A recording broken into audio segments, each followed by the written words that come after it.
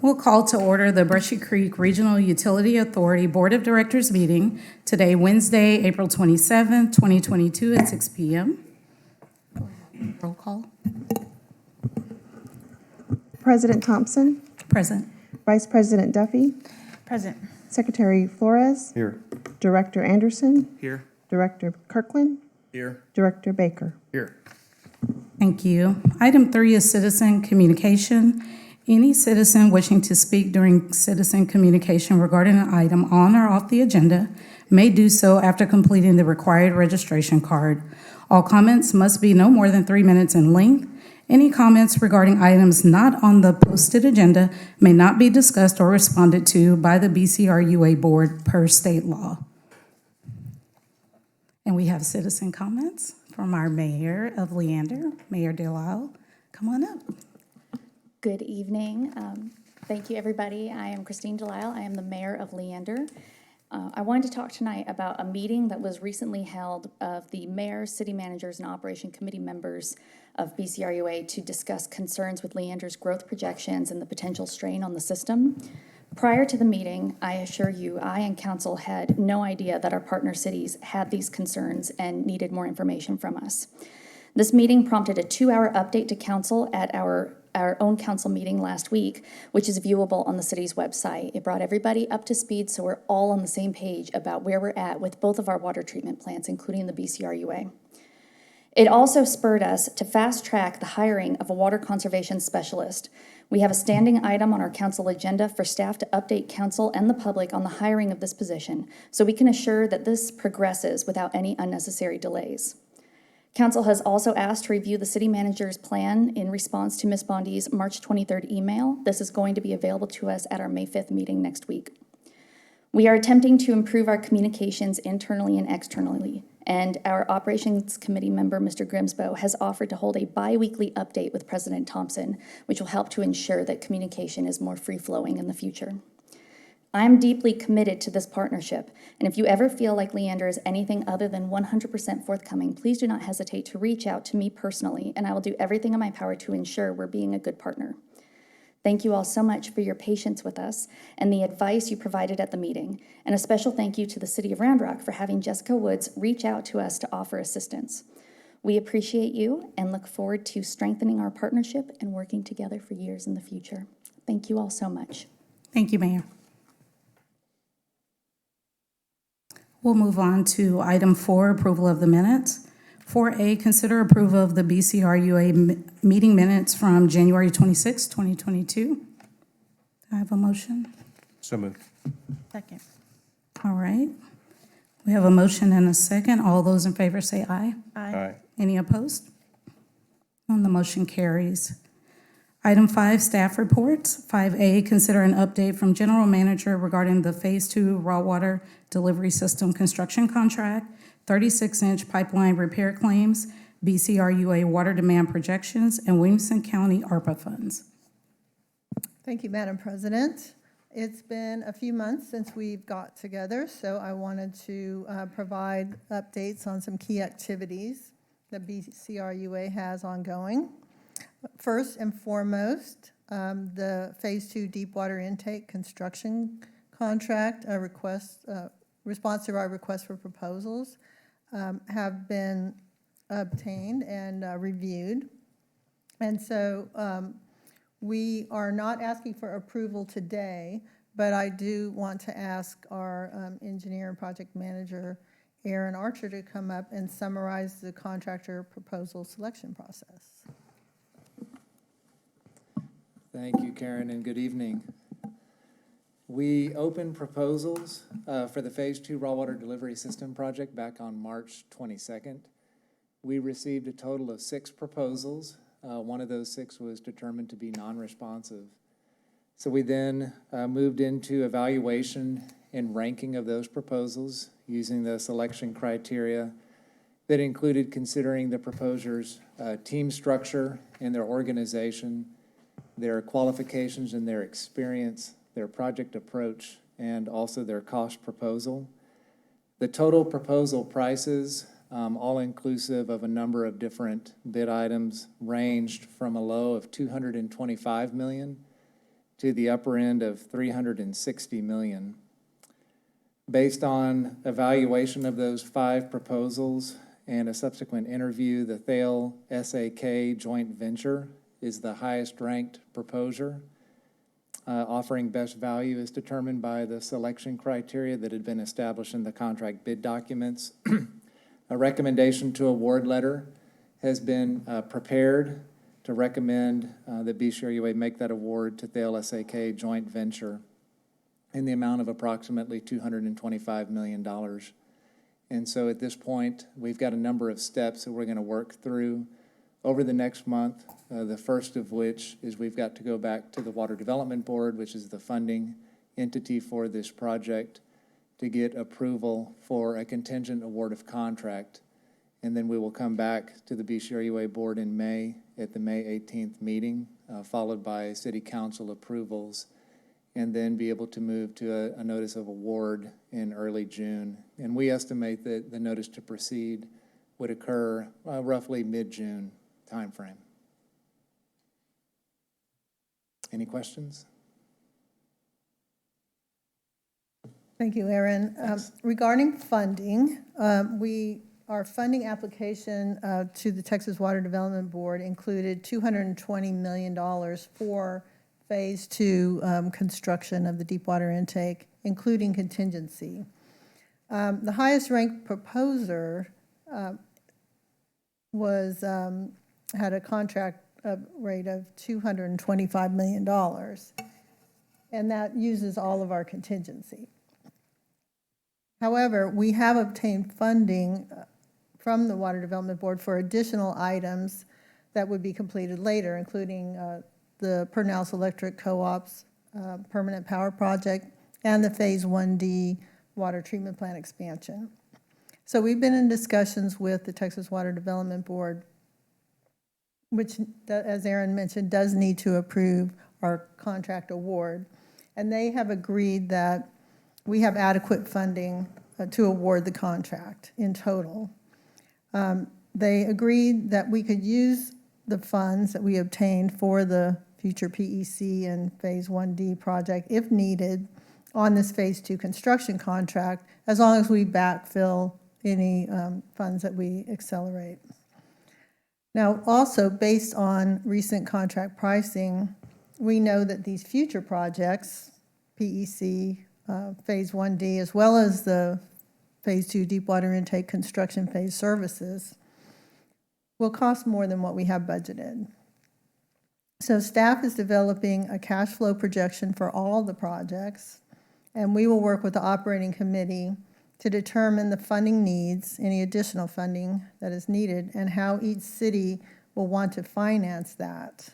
And then we'll report back to the board. We plan to move forward with requesting your approval of award of the Phase 2 contract, as Aaron said, on the May 18th board meeting. And we'll review all the rankings of the proposers at that meeting. But please let me know if you would like any more detailed information before that time. I had a question. So we're going to kind of accelerate the funds from the other 2 projects to kind of fully award the deep water project, right? So then, are we building contingencies on the 225, or does the 225 include contingencies already?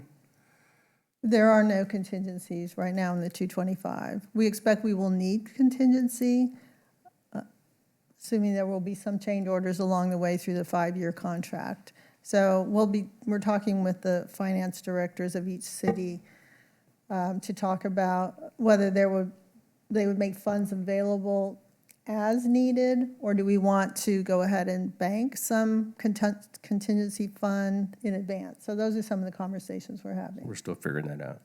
Okay, thank you. When do you anticipate the cash flow projections will be updated?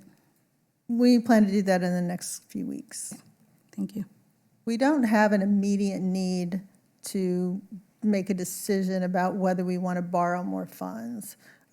If we wanted to borrow more funds from the Water Development Board, that process would begin in January, or end of this year timeframe. Can I put your update? That's, Okay. that was the first part of the update.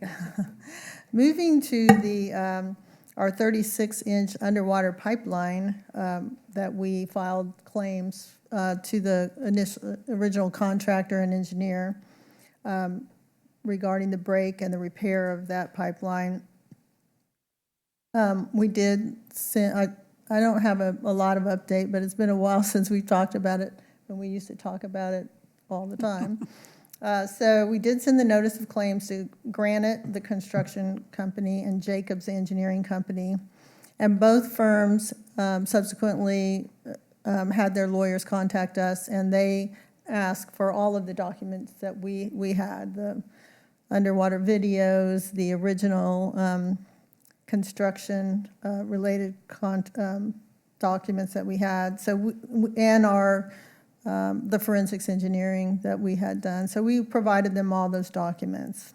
And what they decided to do is they're going to hire their own independent engineer to review everything and then make a decision about how they want to come back to us. So our attorney, Don Holcomb, he's going to keep checking with them to make sure that they are making progress. And so I'll let you know next time there's something to report there. I'm going to go ahead and talk about the last item, the ARPA funds, next, since it's related to this pipeline. So Williamson County contacted me a few weeks ago about potentially providing a grant to BCRUA for a water supply project using the American Rescue Plan Act, or ARPA funds, that they have been awarded by the federal government. So we, Aaron and I, developed and sent them a list of projects that we have ongoing.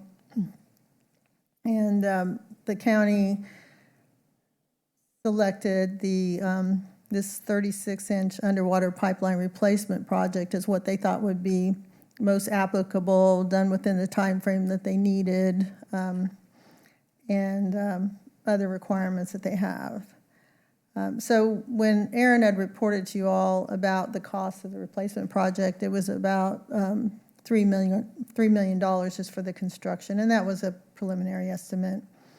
But we also know there's federal procurement rules that will likely increase the cost, not only the construction cost, but the administrative effort of the project.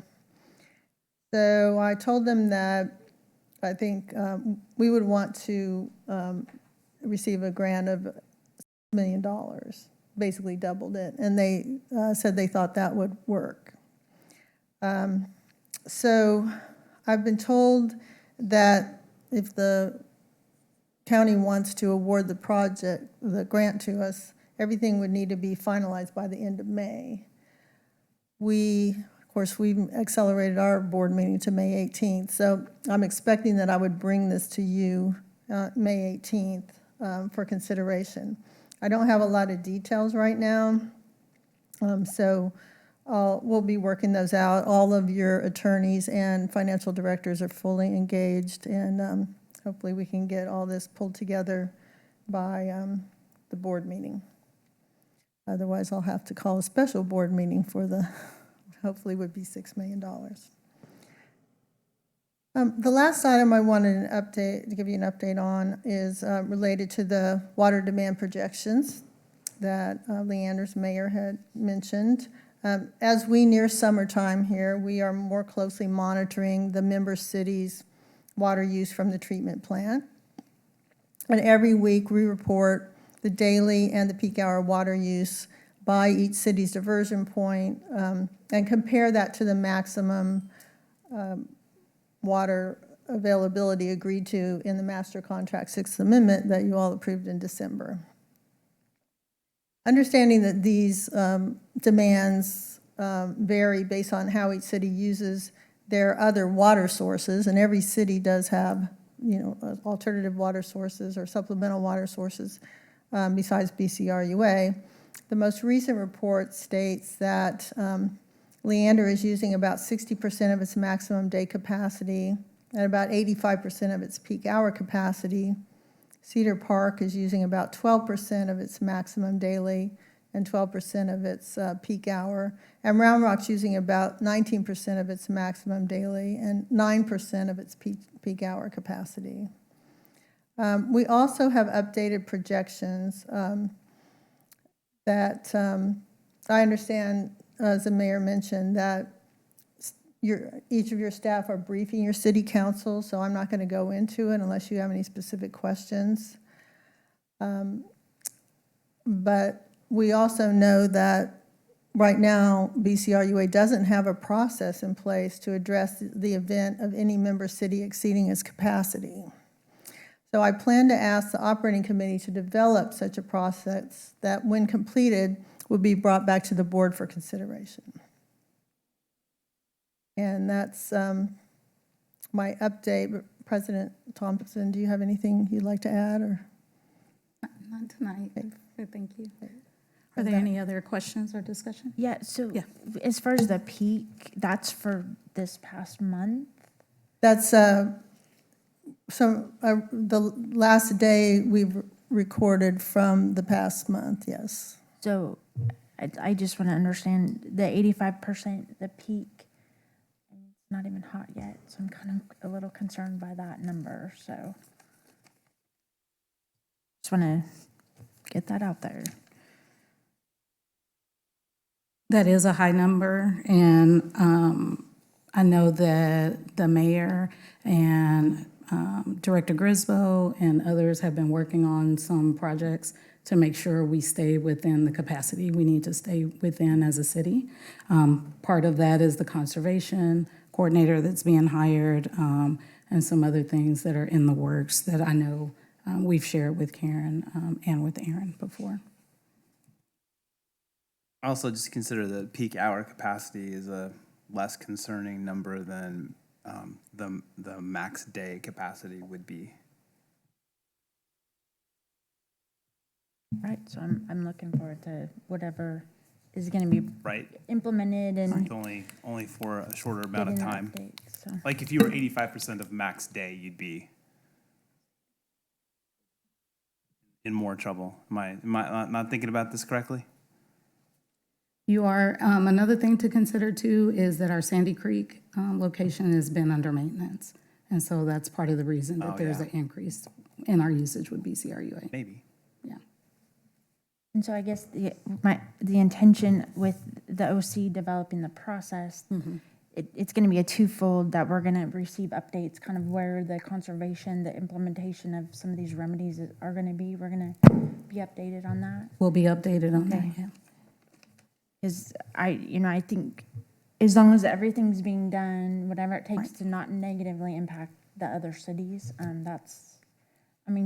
definitely it's a concern. And it's unfortunate we're here because we've kind of been doing all the things without, and unfortunately had some delays on being able to progress. So we're behind anyway. So I appreciate just, the forethought and the teamwork with the OC and everyone to get some of this stuff implemented. But I do think we need to have updates as well, Okay. the progress. And Director Grisbo, would you like to add anything to it? Your conversation, I know you're intimately aware of all the things that are going on. Good evening. Yes, Dan Grimsbo, the Executive Director of Infrastructure for the City of Leander. And how we use the water from the BCRA is that we could take it right up to the limit and not take the water from Sandy Creek. So the numbers are deceiving. So in the winter, especially because we have maintenance, we were doing 80-20 split. In the summer, if you want to say it, we'll do a 60-40 split. But we like to use more water from the BCRA as a whole, because one thing is we have 3 connections, and so we can get it through the city probably in a better way, especially because the city's developed more on the east side along Ronald Reagan. So that's a way to get it, where Sandy Creek wasn't designed necessarily to get through all the old piping of the city to get to that side. The other thing is Sandy Creek's lagoon is limited, so every time we use it to the max, we're filling up the lagoon faster, which then we have to haul off, basically vacuum it and haul off, and it's mostly water. It's very expensive. So every time if we don't use Sandy Creek, the city's saving water. So every time we're using the BCRA to support the city and not necessarily Sandy Creek because of the limitations of sludge. That helps the city as a whole. So the numbers are not concerning, they're just the numbers to show what we're using from BCRUA maybe vice Sandy Creek. So I don't know how else to explain that other than it's just a choice from the city on how we're gonna best move the water around and use both plants in an efficient manner that helps support the city in the long run. Well, and we have to trust what you're saying and all the things, and we want the updates, but the way that we were presented by our engineers was that there is not the capacity. And so I don't know if we have that slide available, but that was an indicator to us from our council perspective. And so again, appreciating the efforts and the implementation and moving things forward. But again, we have an obligation to our taxpayers. And so we want to make sure that every bit of transparency and the implementation of the conservation and all the things are rolling forward because, all due respect, we're about 2 years behind because we were stalled out on some different, not you, Christine, but the former council in Leander. No, I fully understand, and when I got aboard, I fully understand where the situation of Leander was. And Karen can tell you, I've been transparent from the very beginning, from day one, and have been providing that information not only to the city of Leander, but the OC committee all along. And we've taken numerous steps, and if this council or this board wants for me personally to provide a presentation to show exactly where we are and what we're doing, I'm more than happy to do that, because I don't want any ambiguity amongst any parties. And yes, we're gonna have some difficult times, but we also know that and are taking steps to ensure that we mitigate those potential issues. If that wouldn't be disagreeable to everybody, I think that's a good idea to provide that update to the BCRUA at our meetings, if you would do that. Yes, ma'am, we can in the do that. future. Thank you. All right, thank you. Does that Wait, answer your I got question? one question. Yeah. So, we all know right now there's explosive growth in this region, and that's gonna put a massive demand on the needs for additional water. Cedar Park, we're in a unique position where we've done a lot of our growth already, and now we have infill. So, and from the numbers that were given to us earlier, we're under 20% use, according to those numbers. We're in the part of the year where people are just starting to water, their yards are just starting to green up. I'm a landscaper, I used to pull permits in Leander. You've got properties that are multiple acres that were forced by permit to sod the entire lot.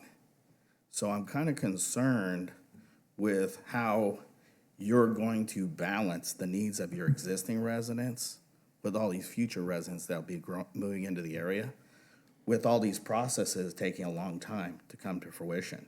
And because we stalled out on some of the different things, including the electrical, that should have already been started and maybe even completed by now. And now we're hearing that all these costs have escalated massively. I heard walking into this room almost 40%. So these are costs that get passed on to all of our taxpayers. And so I have concerns that we meet the needs for everybody in the region.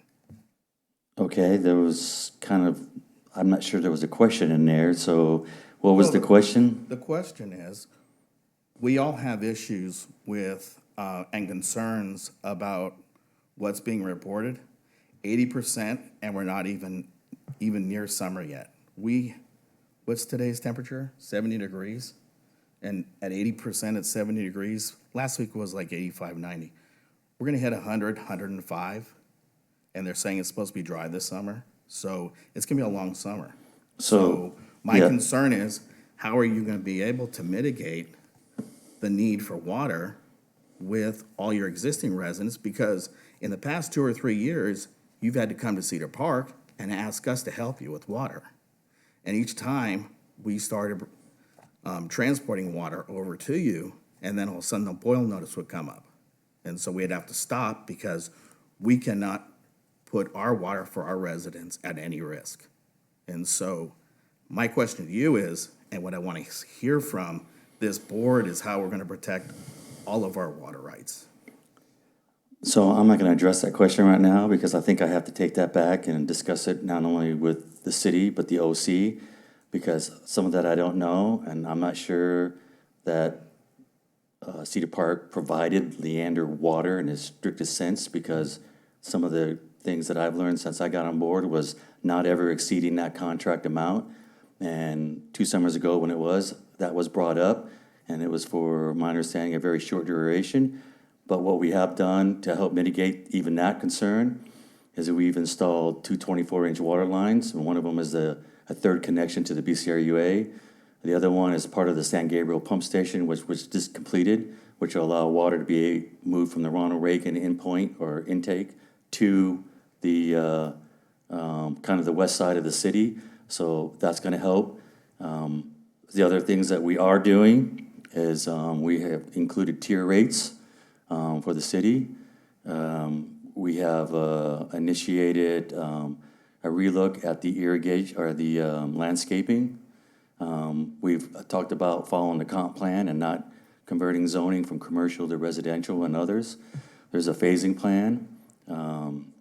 Other things that we have looked at is we're looking at the peak hour, and we had a talk with the BCRA staff and LSID, and we're going to be talking with the homeowners association about level loading, if you want to say that peak hour. You know, we're going to see where everybody seems to want to use the water, and then if LSID is watering, you know, ball fields at that time, we can shift it so that peak hour is not as bad because you have that shift. We're working with Georgetown on their water that they need. Unfortunately, when I first got on board, I met with Liberty Hill, and they would have loved to have had an additional 1 million gallons of water, and we had to tell Liberty Hill, no, we couldn't do that, and because we don't have the capacity for that. But I want to remind not only this board, but everybody who's attending, that the graph that you might have seen that was presented, and if it was the graph that was presented during the meeting with the city managers and the mayor, those are projections that the city of Lander is submitting, and that's if we do nothing. It's the worst case scenario, hottest, worst possible, driest day, and that's what you're going to see. But over the past year, we've taken multiple steps through projects, through mitigation to include water conservation. We're watering only once a week currently, so we're in what's called phase 2, and we'll continue that. And so we are and do understand and have been forthcoming to everybody in this room about what we're doing and where we're at. So, I mean, that's what I can best say on what we're doing to facilitate making improvements. But remember what the numbers are, because I went back in history a little bit. In 2020, the highest peak that we've had in the past 6 years has only been 16.7 million gallons per day. That's the highest peak. And now you're looking at the peak for BCRUA, and that's fine. But again, 2020 was bad. Now last year was the peak for the city during the whole summer. Great summer was around 14. We do have 25 million gallon per day capacity. So we haven't even exceeded 17 million gallons as a complete maximum peak day yet. So we have a buffer, for sure, and we're working to try to maintain as much of that buffer as we can, even through the hottest summer days. Thank you. And to answer your question, that's why Karen wants to take that suggestion back to the operating board to figure out what we need to do should one of our partner cities get close to that level or exceed it. And we'll be able to make, I guess, to vote on it and decide how we want to move forward with that once they come up with the plan. Any other questions or discussion? All right, thank you. Thank you. Does that conclude your update? That concludes my update. Okay. Thank you. All right, thank you. All right, we'll move to item 6, resolutions. 6A, consider a resolution approving the BCRUA quarterly investment report for October 1st, 2021 through December 31st, 2021. Thank you, Madam President, members of the board. This report is for the quarter ending December 2021. Not only does that seem like a long time ago, it was a long time ago. And just to refresh memories where we were back then. Omicron was still with us, and there was no war in Ukraine. That has nothing to do necessarily with the investment report, but it does kind of put perspective in how things have changed since then. But the report is as of December 2021. We ended the quarter with $134 million in the portfolio. The vast majority of that was the November closing with the Water Development Board between the city of Cedar Park and Leander. That was $115 million between the two cities. That occurred in November of 2021. So that was the bulk of the 134 that we ended the quarter in. The remaining $19 million represents the other pockets of funds. The majority is $12 million remaining from the 2009 original issues. So earnings for the quarter, which October through December 2021, $18,000, 168. The average yield, 0.11%. So again, that was a long time ago in perspective. The weighted average maturity of the investments was 67 days. During the quarter, the most significant activity on the investment side was that shortly after closing with the Water Development Board, Leander and Cedar Park invested $39 million of our loan funds in commercial paper for a 9-month maturity, which will mature in August of 22. At the time, Techstar was paying 0.014%, and the commercial paper was approximately 0.3%, so 20 times more. So that's the good news. Unfortunately, the bad news is we exceeded our investment policy allotment percentage of any one type of investment for commercial paper. Policy says 25%. I'll take 85% of the blame. The investment advisor and I were discussing it. We got our wires crossed and thought that we had changed the percentage up to 30% in September. But the facts proved otherwise, and we were over the limit. Going forward, rates, as everyone knows, have begun to increase dramatically based on where they were this time last year. So as we invest the remaining funds that we've already taken down, and then Leander will have another draw in November of 22. We have more investment opportunities to invest with treasuries and other non-commercial paper investments. I'll close with just to advise the board, since we are kind of late in presenting the December report, the March report will be ready soon. But in January and February, Leander and Cedar Park invested another $39 million in U.S. Treasuries to mature in 1 and 2 years. So we're taking the opportunity to try to time those investments. And as Ms. Bondi mentioned, once the finance folks and the engineers can talk about the cash flow over the project, then we can really lay out a more thoughtful investment strategy, because $225 million is a lot to sit in the bank. So we'll be making sure we push that out as fast as we can. Happy to answer any questions. Any other questions or discussion? I had a few questions. So with regards to the miscue, on the threshold on the commercial paper, so how do we safeguard that in the future? A follow-up to that question is, obviously we're acknowledging that we realize that it was a mistake. So with regards to a future audit, is that just a disclosure we make early on that happened? And I forgot my third one at the moment, but go ahead and answer those. So I believe so in terms of the disclosure during the audit. The policy is the board's policy.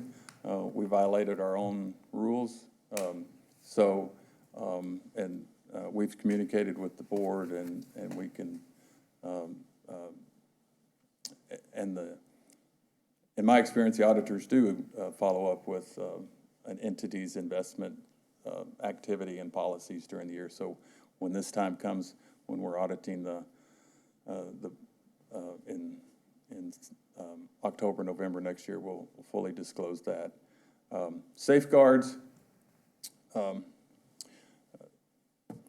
don't mean to be flippant about this, but the best lesson is a good slap in the rear. And so certainly everyone on the Finance Committee know that the policy did not change. And I think that is really where the miscue happened, is we had, because of the low interest rate environment, again, we were talking 0.0 and then a number on interest rates. It was almost completely flatlined. Our investment advisor was recommending that, made a number of recommendations on the policy to change. We took those recommendations and discussed them at the operating committee and decided to only move forward with one or two of those recommendations. One of their recommendations was to increase commercial paper up to 30%. Another recommendation was to increase the WAM to 3 years. Once the three cities talked about that, we decided we did not want to make those changes in the policy. The board approved the policy in September. Our investment advisor, David Mazur, that's tasked with our account, he didn't hear back from me. He made notes that the recommendations were approved. So we've cleared all that up. No more assumptions about that. That's the best I can say about going forward. I think it was a unique circumstance where the consultant was advising us to make changes. Typically, we take those in the past. We've taken those changes and pushed them through, and then a month or two later, the official signed copy gets sent back to the people for their files. So, but assumptions lead to outcomes like this, and we just regret that it happened. But I do think the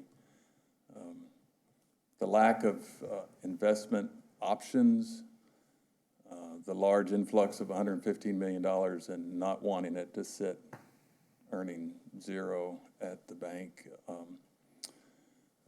got me to be overeager, and it was actually I don't want to give them credit, but I have to because I'm in their house. It was the city of Cedar Park's finance folks that pointed out the 25%, so I hate to give them credit, but, yeah. Well, and I don't believe for one moment there was any ill intent on behalf of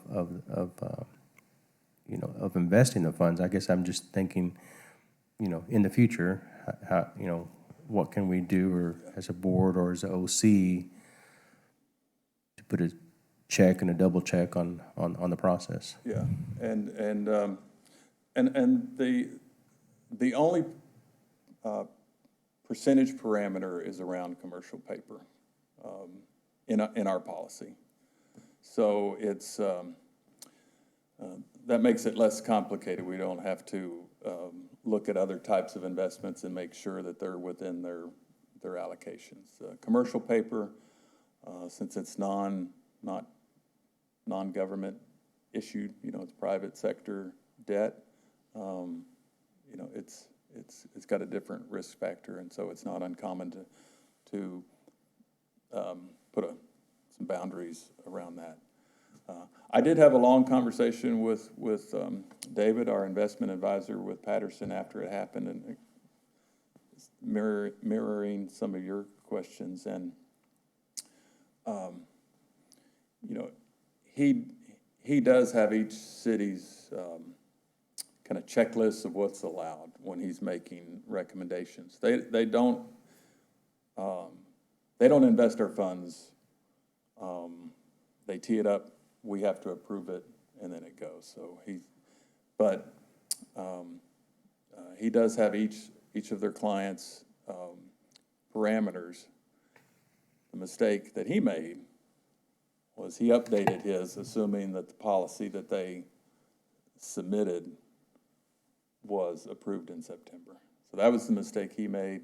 You know, that's been, corrected on his end. But the allocation, the portfolio allocation is in each monthly report. All of the finance folks can look at that report, me included, and we can see where we're at with all of the investment types, whether it's the pools, treasuries, bonds, even with the Bank of New York, who is our escrow agent, as well as commercial paper. So that's the best I can answer for that question. Thank you. Hey, quick question, and you kind of started your comments off of this with the pandemic and the war and inflation, and just kind of a high level question. Anything that needs to be put kind of on our radar? Any adjustment of course? Anything we need to reanalyze? And the playing that we've done with all these kind of things thrown at us financially in the world market. I'm just curious how that affects us. Anything we need to be considering?